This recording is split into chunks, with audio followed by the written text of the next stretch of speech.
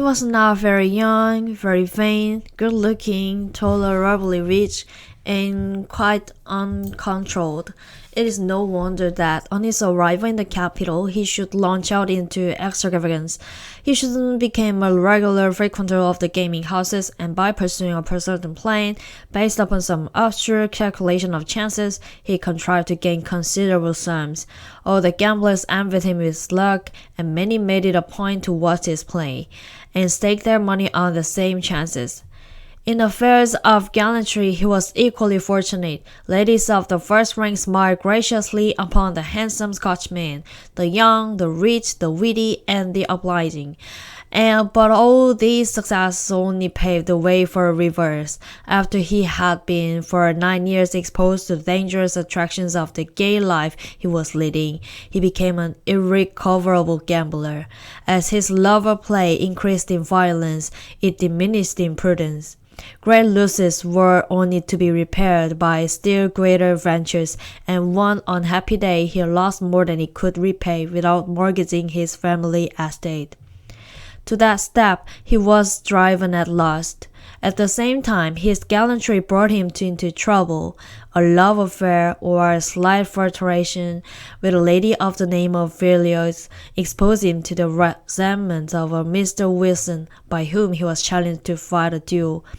Law accepted, and had the ill fortune to shoot his antagonist dead upon the spot. He was arrested the same day, and brought to trial for murder by the relatives of Mr. Wilson. He was afterwards found guilty, and sentenced to death. The sentence was commuted to a fine, upon the ground that the offence only amounted to manslaughter.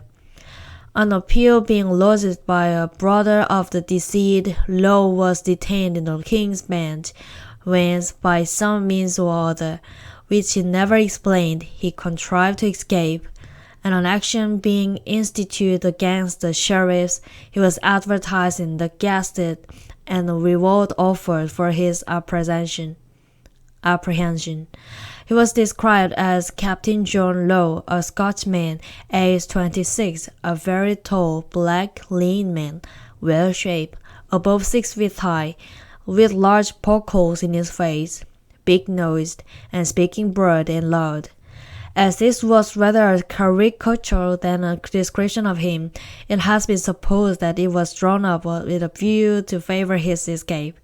He succeeded in reaching the continent, where he traveled for 3 years, and devoted much of his attention to the monetary and banking affairs of the countries through which he passed.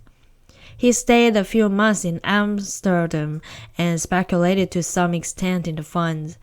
His mornings were devoted to the study of finance and the principles of trade, and his evenings to the gaming house. It is generally believed that he returned to Edinburgh in the year 1700. It is certain that he published in that city his proposals and reasons for constituting a council of trade. This pamphlet did not excite much attention.